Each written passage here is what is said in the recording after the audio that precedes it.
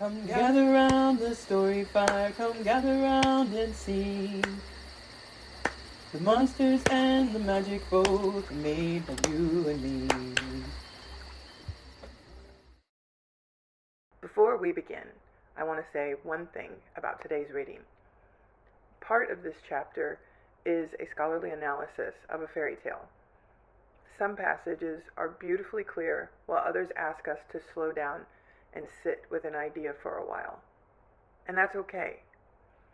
Gather Round the Story Fire isn't about racing through books or understanding everything on the first pass. It's about spending time with stories and with the people who have spent their lives thinking about them. If a sentence sparks something in you, that's wonderful. If another sentence drifts past like smoke from the fire, that's okay too. We can always come back to it another time. What happens to me sometimes in these situations is I get captured, caught up in a thought, and my mind starts to think about that, and you could call it wandering, you could call it my own analysis, and then when I try to come back in, I've lost something and I might give up.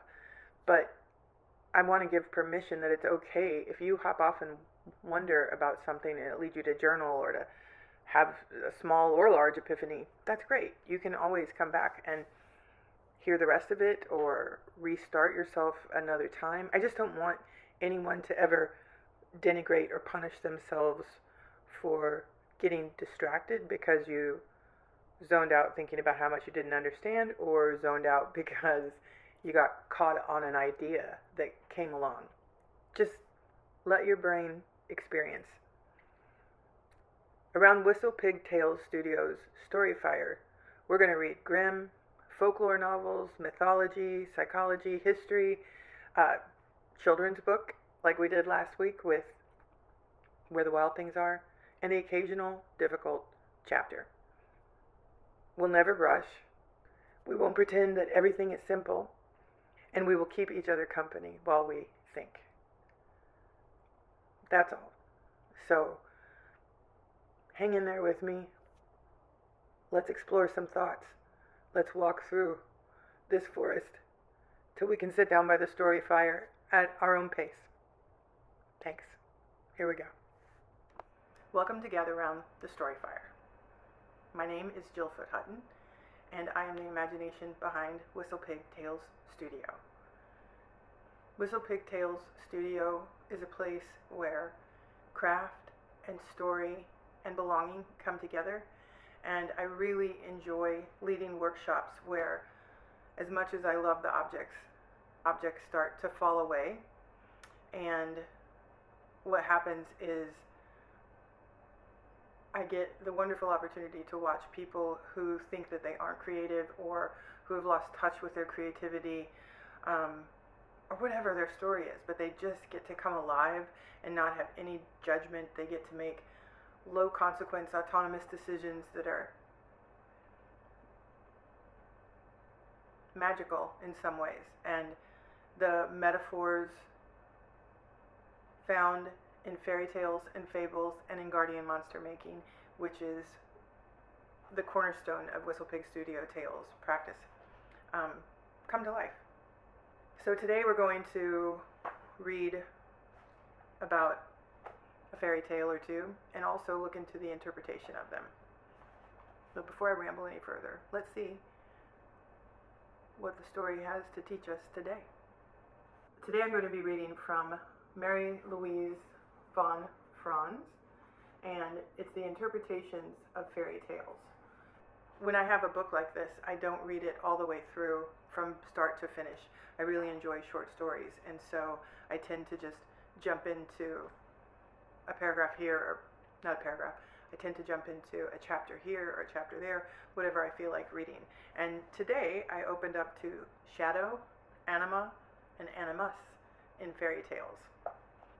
Though nearly all fairy tales ultimately circle around the symbol of self or are ordered by it, we also find in many stories motifs which remind us of Jung's concept of the shadow, animus, and anima. In this chapter, I will give the interpretation of an example of each of these motifs, but we must again realize that we are dealing with the objective, impersonal substructure of the human psyche, and not with its personal, individual aspects.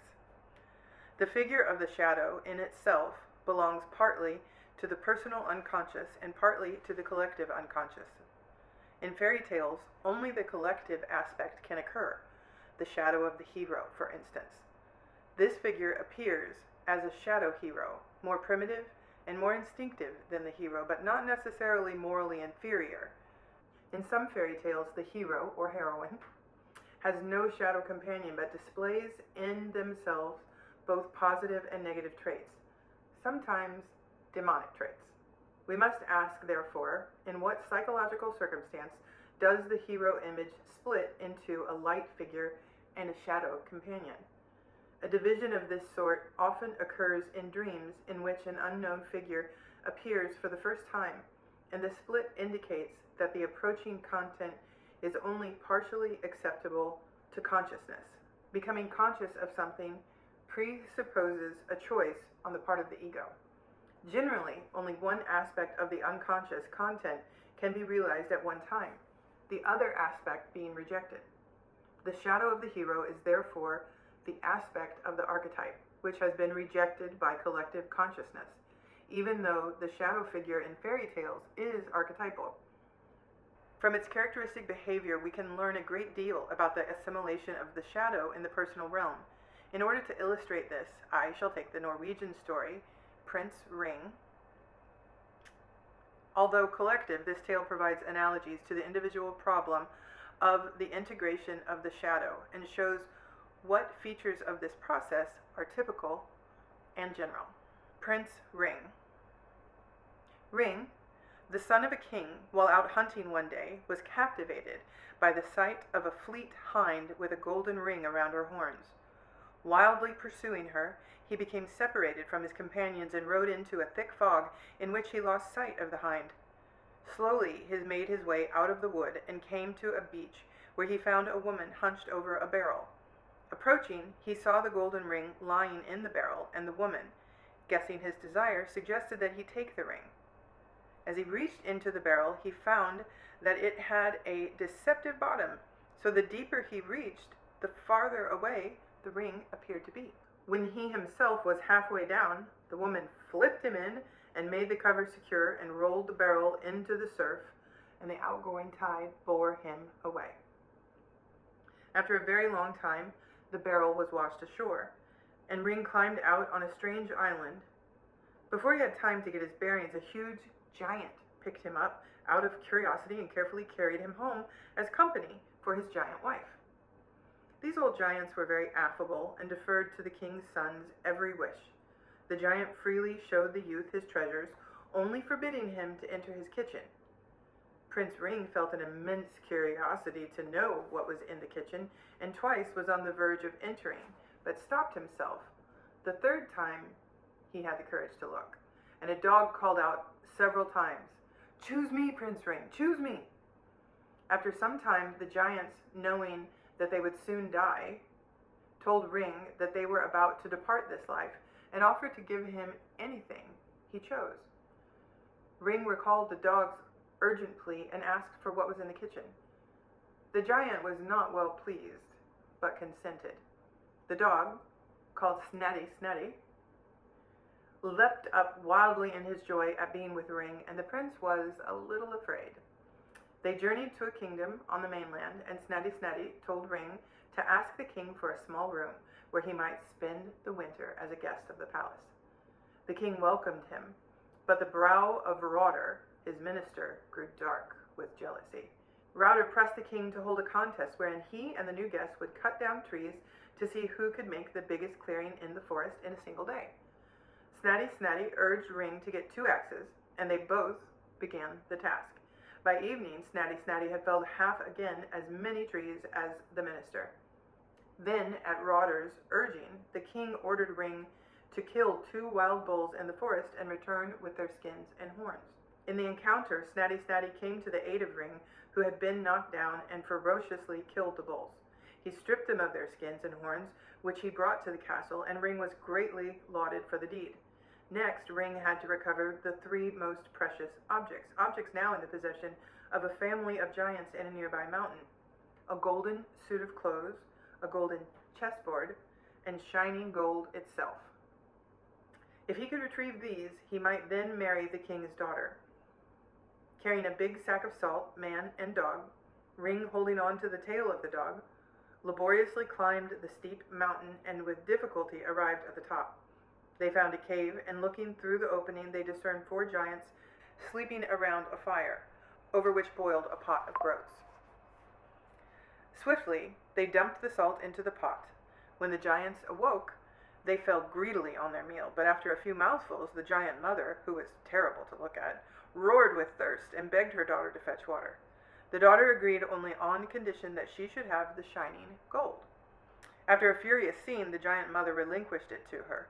When the daughter did not return, the old woman sent her son, who first wrangled from her the golden clothes and then was drowned in the same manner.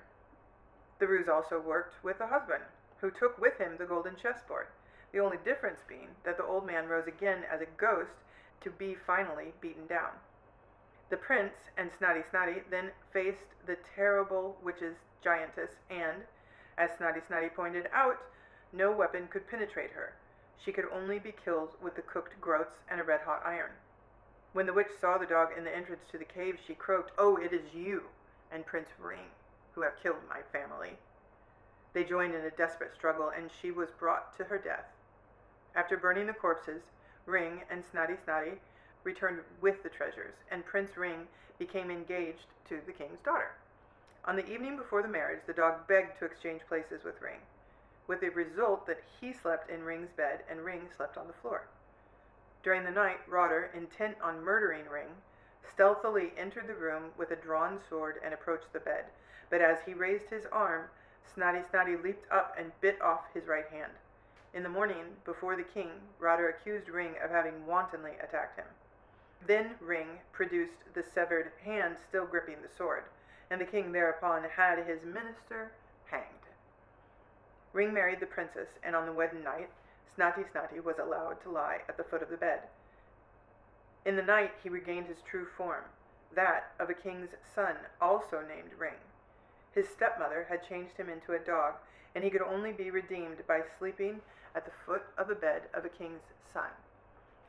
The hind with the golden ring, the woman on the beach, and the formidable witch giantess were in reality different guises of his stepmother, who wished at any price to prevent his redemption. This tale opens with the image of a prince hunting. Many fairy tales, more than half in fact, have to do with members of a royal family. In the others, the heroes are ordinary people, such as poor peasants, millers, deserters, and so on.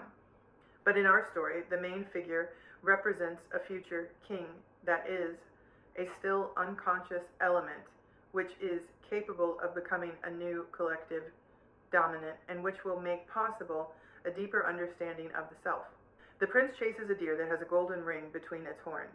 The Greek parallel to this is the Caryonitic hind with golden antlers, sacred to Artemis, which Hercules pursued for a year but was not allowed to kill.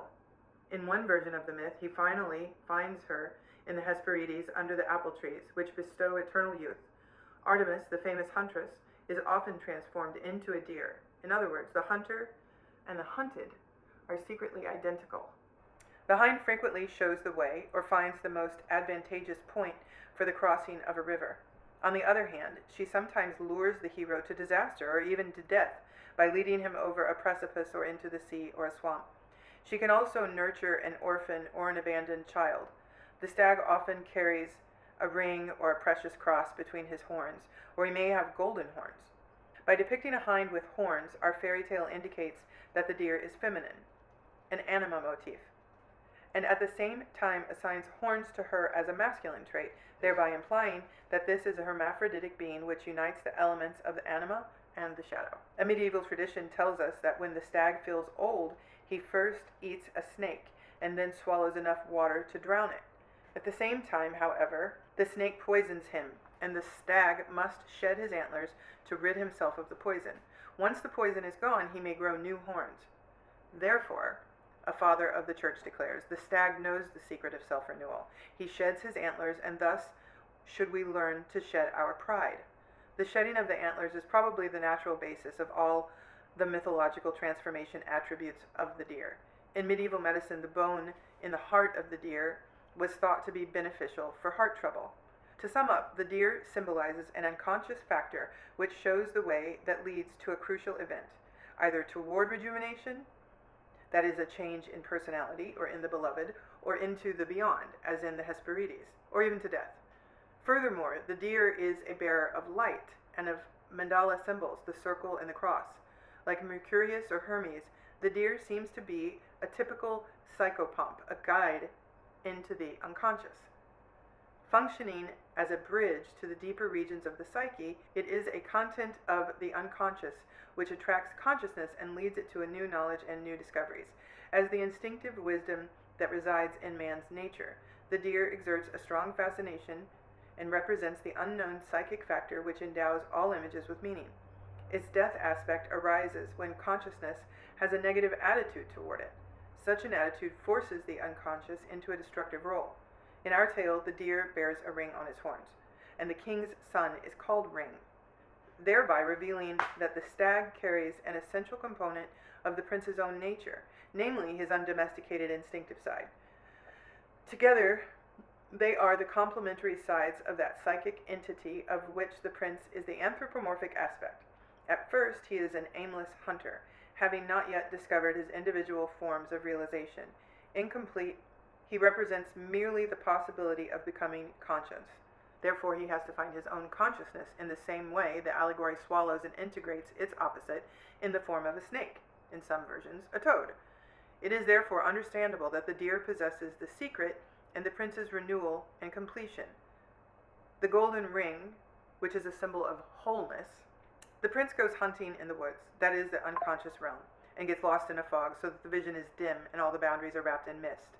Losing his comrades means isolation and the loneliness typical of the journey into the unconscious. The center of interest has shifted from the outer world to the inner, but the inner world is still completely unintelligible. At this stage, the unconscious seems senseless and bewildering. The deer leads the prince to a beach where an evil woman sits hunched over a barrel. The object of fascination, the ring, has apparently been cast into the barrel by the hind. The ring is a symbol of the self, especially as a factor that creates relatedness. It means the completion of the inner essential being. This is what the prince is seeking, pursuing the golden ring and led by the attraction of the deer. The prince falls into the hands of a witch, who, as we learn later, is Snati's stepmother.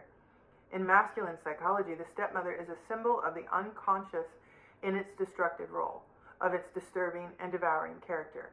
He plunges into the cask after the ring.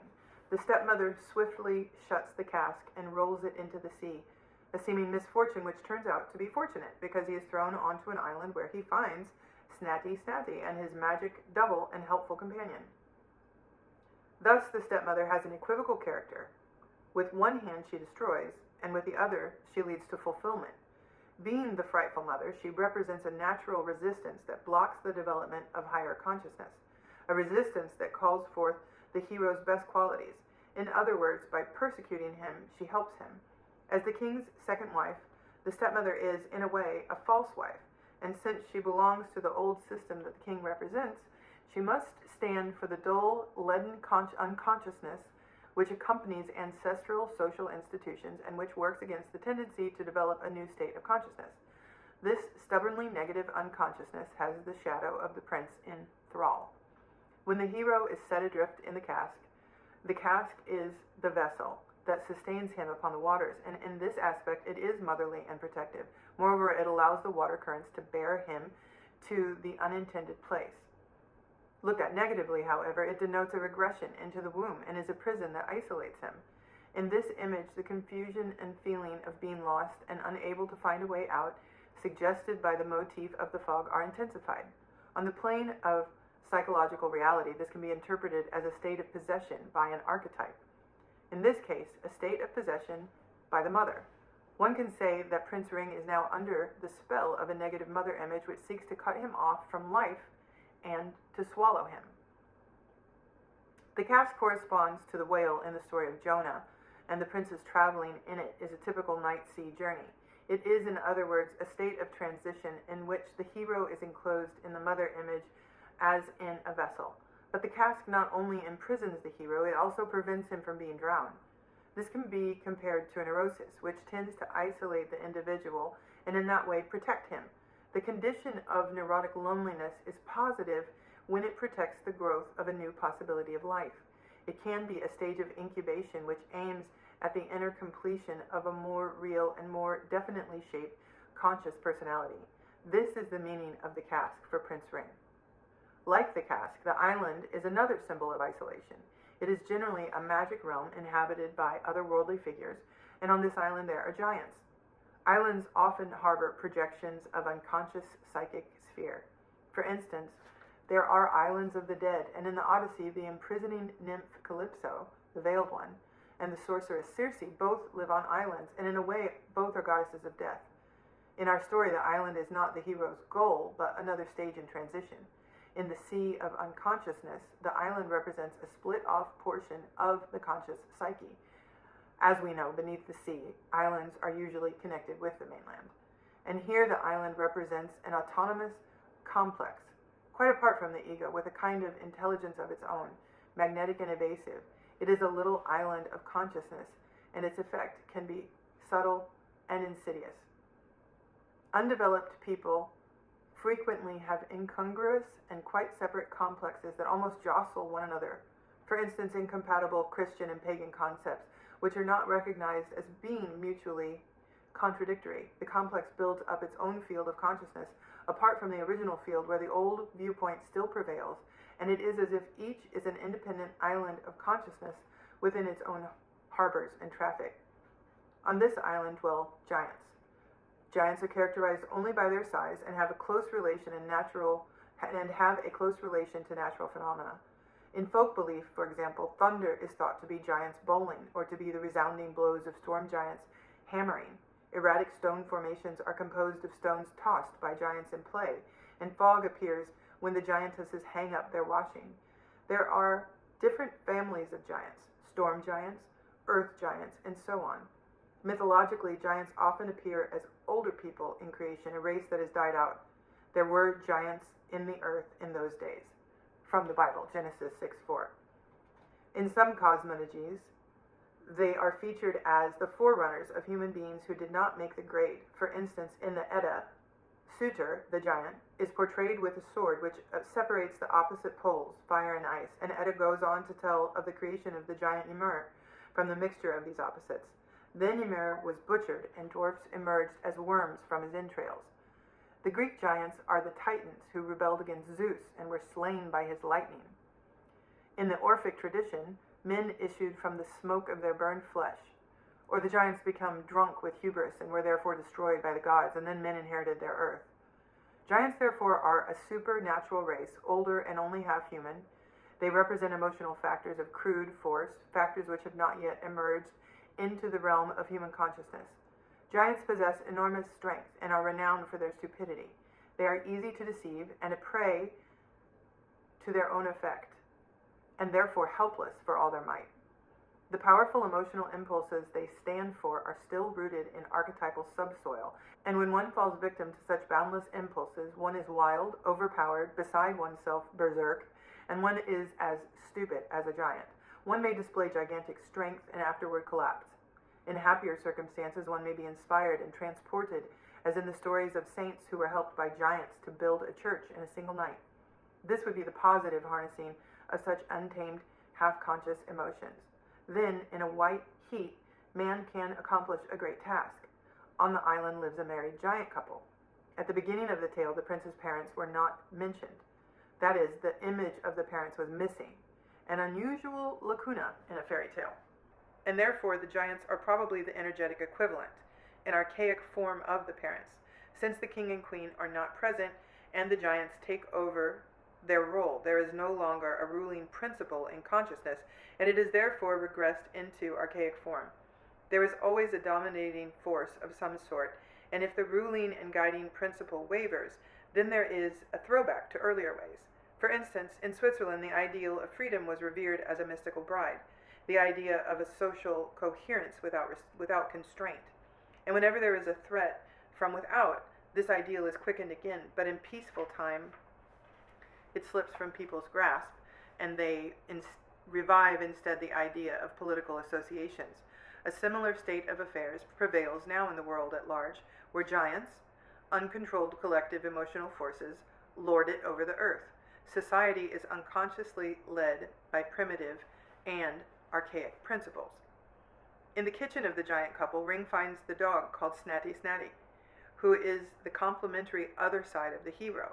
Historically, the kitchen was the center of the house and was therefore the place of the house cults. The house gods were placed on the kitchen stove, and in prehistoric times the dead were buried under the hearth. As the place where food is chemically transformed, the kitchen is analogous to the stomach. It is the center of emotion in its searing and consuming aspect, and in its illuminating and warming function, both of which show that the light of wisdom only comes out of the fire of passion. When the dog is in the kitchen, this means that he represents a complex whose activity reveals itself especially in the emotional sphere. Snatty Snatty is guarded by the giants both as sort of a secret and as sort of a sign. The forbidden room with its frightful secret is a widespread motif. In such a room, something uncanny and formidable is usually kept, and this again represents a complex which is completely repressed and closed off. Something incompatible with the attitude of consciousness. Because of this, one is reluctant to approach the forbidden room, but at the same time, one is fascinated and wants to enter it. Often the figure in the forbidden room gets into a rage when someone enters. That is, the complex also opposes the opening of the door. The incompatibility sets up a resistance on both sides against being made conscious, with the result that they repel each other like two particles of the same electricity. It can therefore be said that the repression is an energetic process supported from both sides. Many psychological phenomena are best explained by assuming that physical life has characteristics analogous to events in physics. Jung examines this analogy in detail in his essays on the nature of dreams and on psychic energy. In our tale, the dog responds at once to Ring's approach. He is neither a monster nor God, but stands in a good relation to man, except for the fact that he is unnaturally far away from the hero. That the giants do not object to Ring's taking the dog, that is, his easy assimilation of the contents represented by the dog, shows there is no resistance on the part of the unconsciousness, and this, the fact that there is no great tension between human consciousness and the world of the instincts, gives a rough idea of the date of this tale, namely soon after the conversion of Scandinavia to Christianity, between the 11th and 14th centuries. The hero and the dog travel to the mainland, to the place of a king, and Snatty Snatty tells the prince to ask for a room in the palace for the winter. Here the king, his daughter, and the perfidious Rotter, or Rot, dwell. It should be noted that this king, not the real father of Ring, is the father of the Anima, and that the mother is missing, a lack that connects with the fact that both Ring and the dog are under the influence of a negative mother image. Moreover, the precious treasures that belong to this king are no longer with him, but are hoarded by a baneful giant mother who lives with her family on a mountain. The minister Rotter, often called Rot or Rothut, Red or Red Hat, names that hint at the violence of his emotions, is a figure frequently found in northern fairy tales. C.F. Grimm's Ferdinand the Faithful and Ferdinand the Unfaithful, wherein the shadow figure advises the king what the hero, his double, should do. This slanderer at the king's court is a destructive aspect of the hero's shadow, a disturbing function that sows enmity and discord, because Prince Ring is too passive and too good. Router represents his as yet unassimilated dark emotions and impulses, jealousy, hatred, and murderous passion. But this evil minister has an essential function, for he creates the tasks whereby Ring is able to distinguish himself. He incites the prince to heroic action, and in this way the evil shadow has a positive value and a Luciferian light-bringing quality. He is a driving force in the unconscious, which is evil only insofar as its function is not understood, and which is effaced as soon as the hero wins the daughter and the kingdom. For the dark shadow to lose its power as soon as the hero triumphs is typical. He would be superfluous if the hero were energetic and equal to performing his tasks, like Mephisto for Faust. Router is unwittingly an instrument of growth for Ring. This touches upon the problem of evil as seen from the standpoint of nature. As this fairy tale and others indicate, evil incitements provide us with the opportunities to increase consciousness. It seems that nature takes this view and represents it in this way.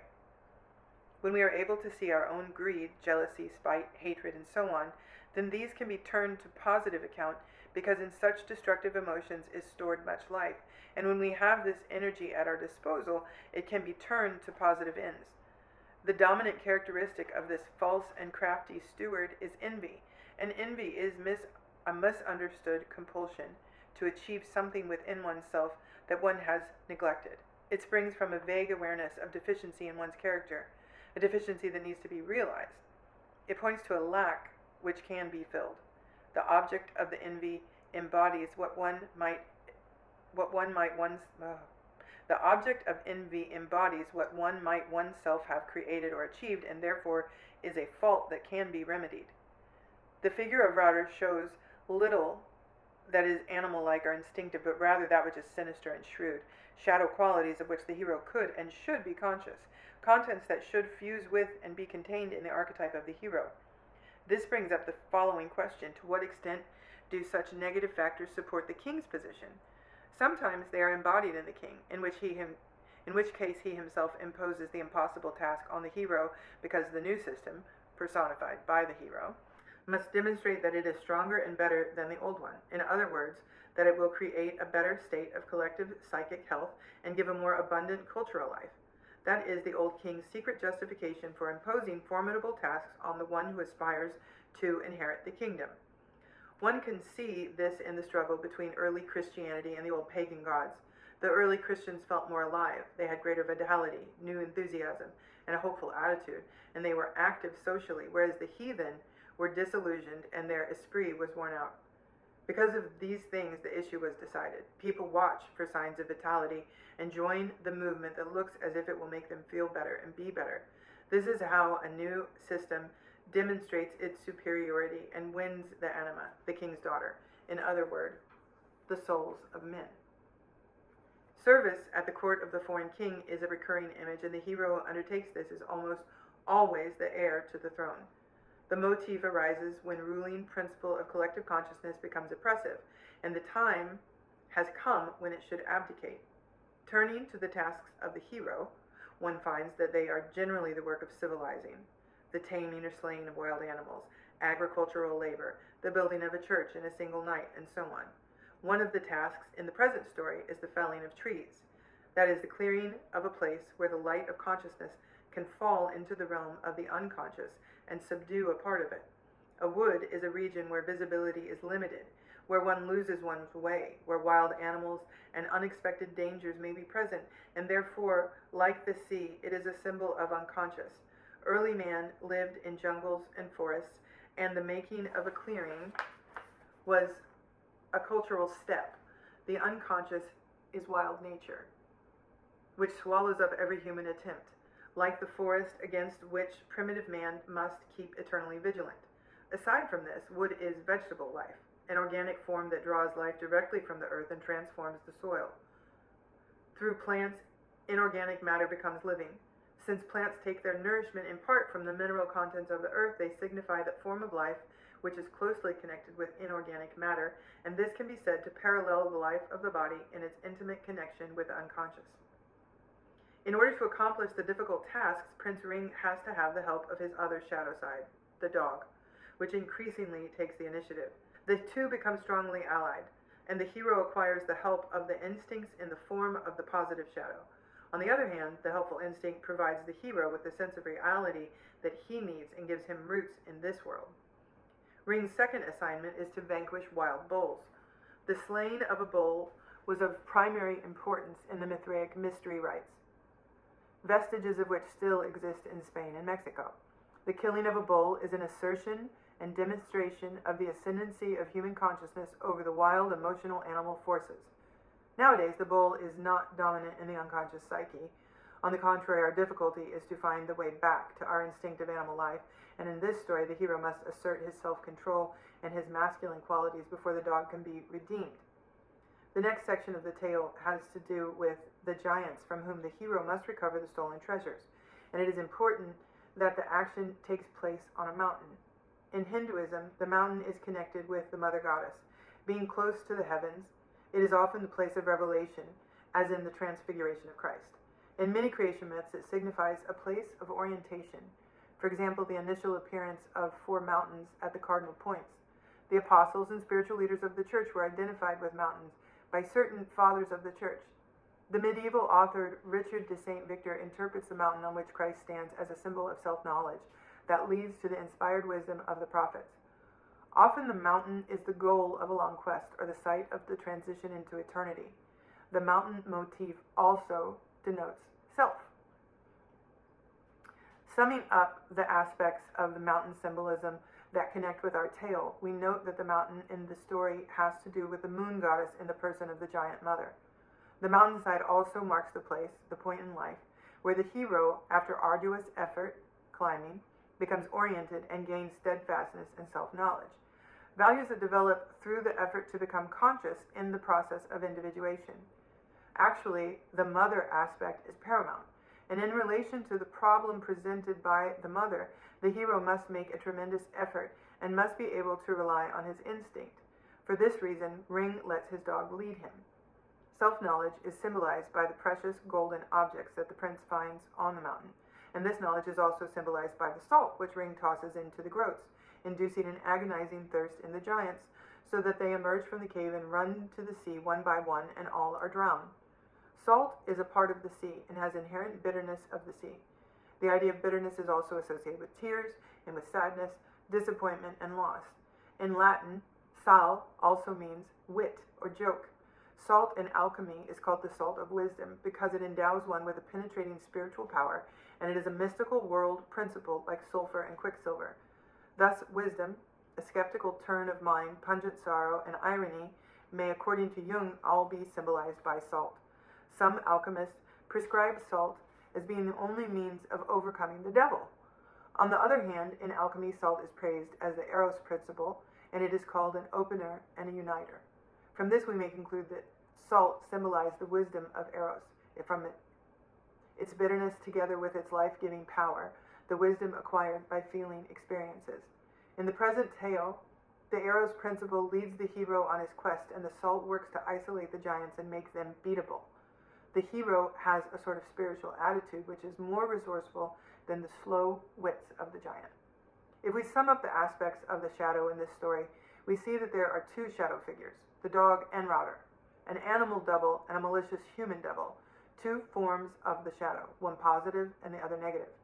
The dog is intimately bound up with the hero, whereas Router is separate and transient. The 2 have played out their respective roles only when the hero is joined with his anima. Although we cannot get past the fact that the dog is an unknown part of a man's psyche, a part best expressed by the image of a dog, like all symbols, it is its own best expression. If we wish to circumscribe its meaning, we recall that in antiquity, the dog was regarded as a guarantor of eternal life. For example, Cerberus of Hades and the images of dogs on antique Roman graves. In Egyptian mythology, the jackal-headed god Anubis is a guide into the underworld and is said to have gathered together the dismembered body of Osiris. The priest who performed the rites of mummification was costumed as an Anubis figure. In Greece, the dog belongs to the god of healing, Asclepios, because he knows how to cure himself by eating grass. The dog is usually very positive in his relation to man. He is a friend, a guardian, and a guide.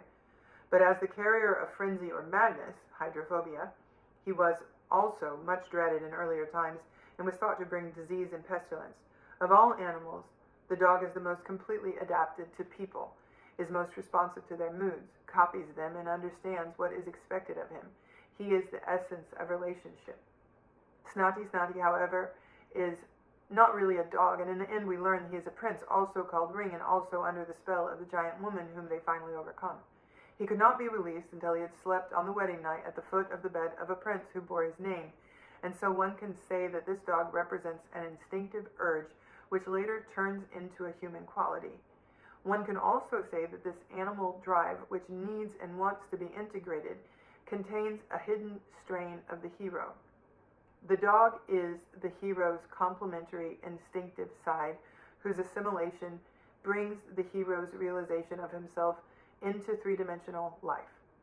The shadow depicted in Router is sometimes replaced in other tales by two backbiting brothers of the hero, and these brothers represent tendencies toward one-sided development, which is either too spiritual or too instinctive. Router has a jealous nature, with the consequent dangerous tendency to narrow one-sidedness. He symbolizes passionate possessiveness, but he performs a positive function by imposing the impossible tasks on the hero. When the Anima comes, however, he must go. Finally, he attempts to murder the hero, and then he is attacked by the dog, by an instinctive reaction that disarms him and defeats his purpose. In his attempt to murder Ring, Router shows his hand, and the dog bites it off. Endurance is of great importance when dealing with evil forces. The one who can hold out without losing his temper is the one who wins. There are even tales featuring a wager between the hero and the evil spirit, in which the one who is the first to let loose his emotions forfeits his life. Losing one's temper always means a lowering of consciousness, a lapse into primitive or even animal reactions. Router was formidable while he pitted human shrewdness against Ring, but then his animal passion for sheer destructiveness got the better of him, and that is why he was overcome by the animal. He represents a bit of unassimilable evil in the psyche, which resists sublimation and which must be thrown out.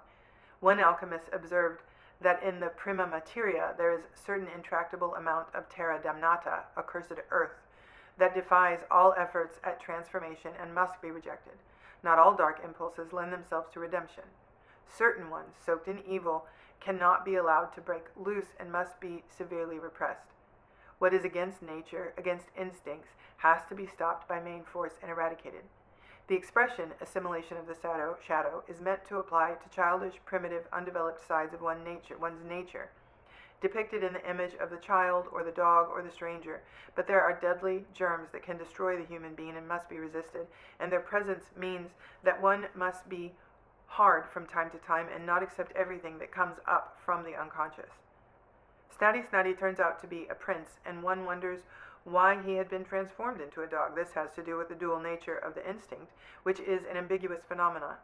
Biologists regard it as a meaningful but unreflected mode of behavior of animals, an inborn pattern of behavior which only the higher animals are able to modify.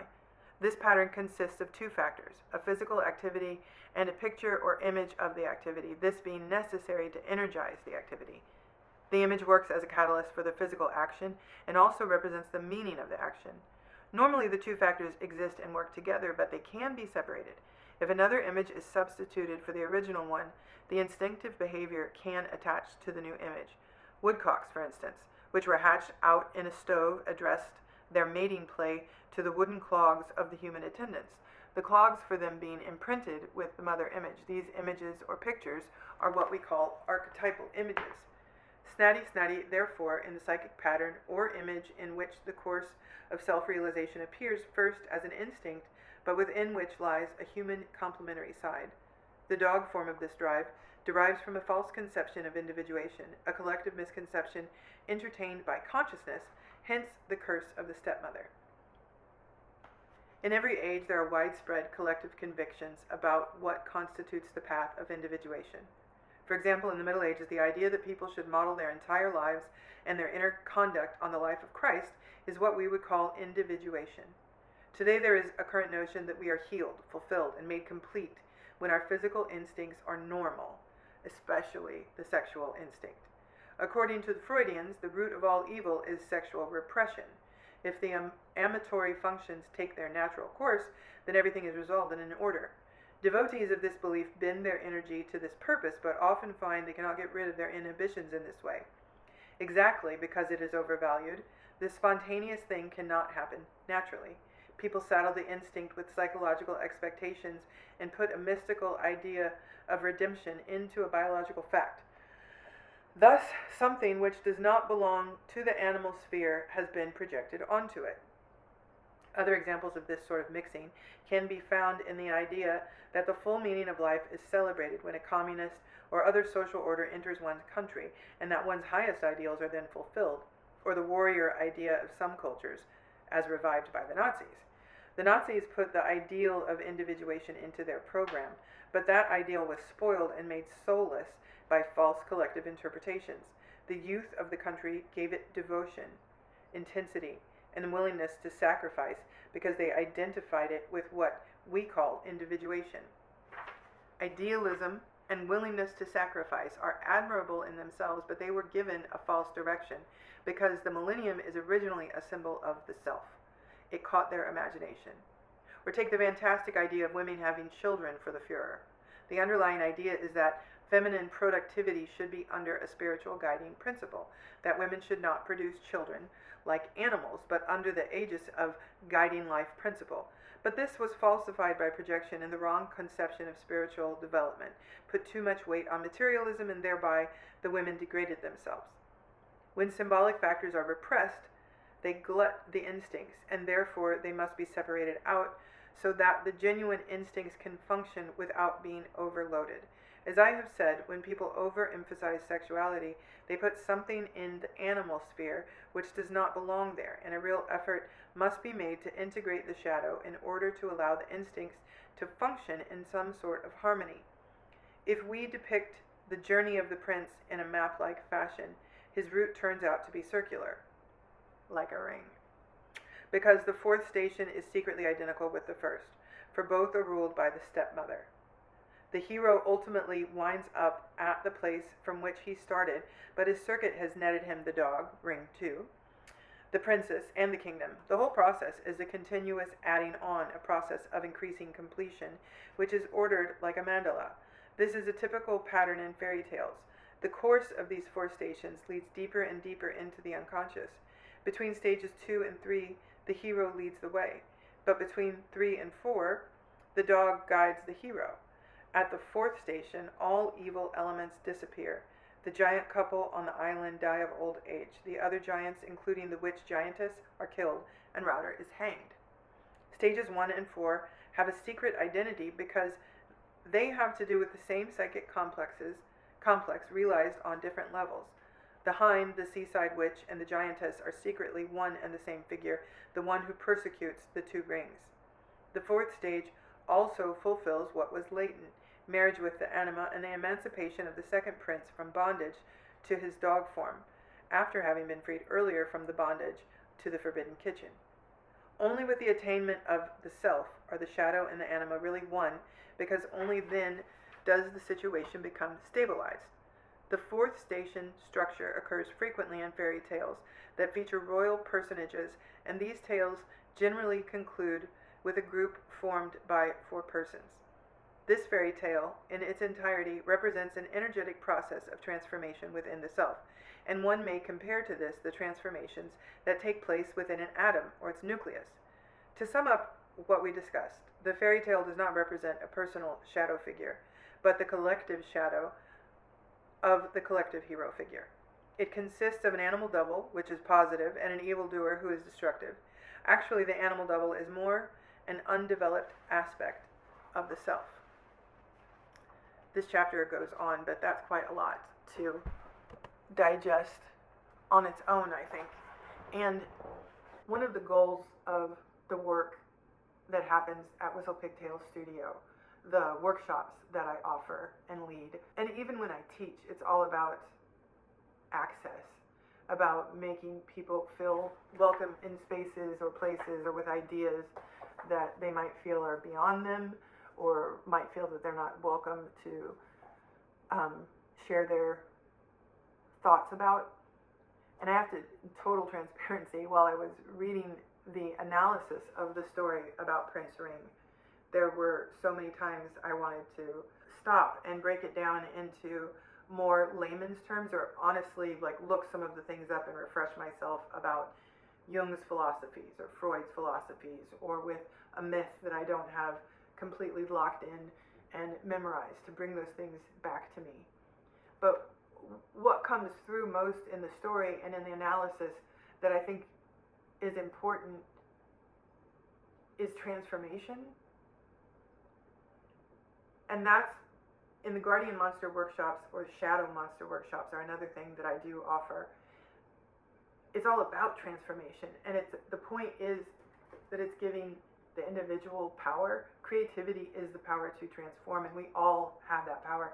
I hate hearing people say that they don't have a creative bone in their body, or that they can't draw a straight line.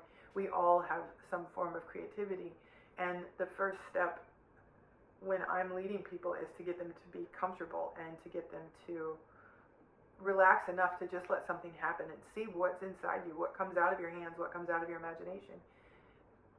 But everything in the story and everything in the analysis that we just read about is proof that we can change. It's proof that there are external forces and there are internal forces, and that nothing is ever just one thing. No one is ever just one thing. There's always, at a minimum, duality. But every character in a fairy tale can relate to us. And much like art being a mirror, if you're not familiar with that idea, it's that when we look at an object of art, whatever interpretation we take from it says more about ourselves than it does about the person who made it, or about the object or film or book that exists that we're looking at.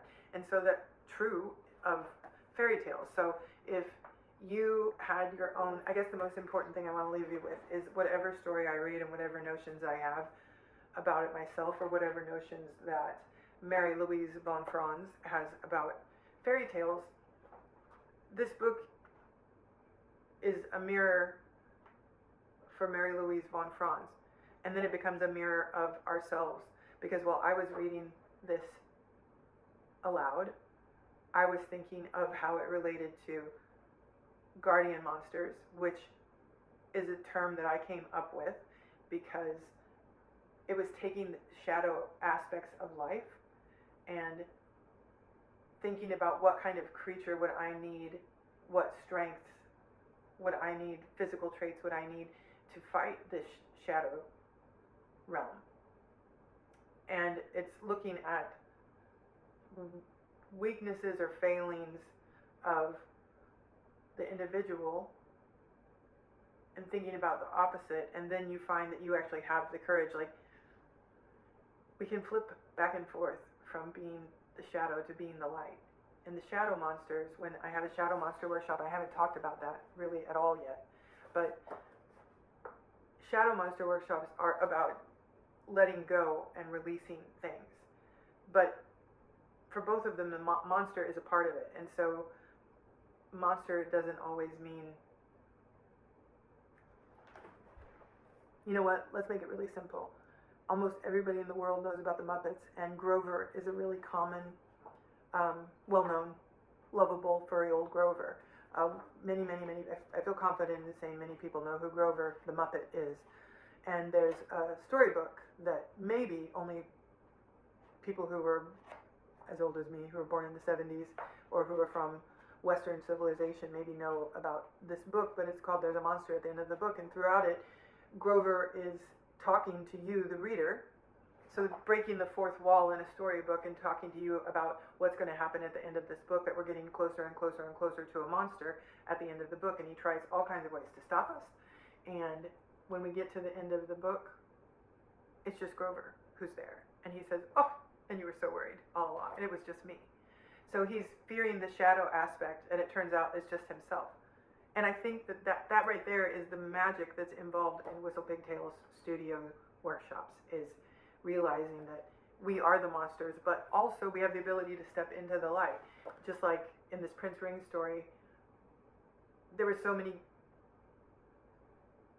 characters in the story that were representing other aspects of the original prince, other aspects in his, everything was just about transformation and finding strength within to come about.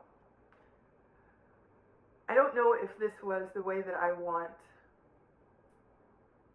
Storyfire to go, because I think that language like this, while it can be illuminating for some, I think it can be a closed door for others.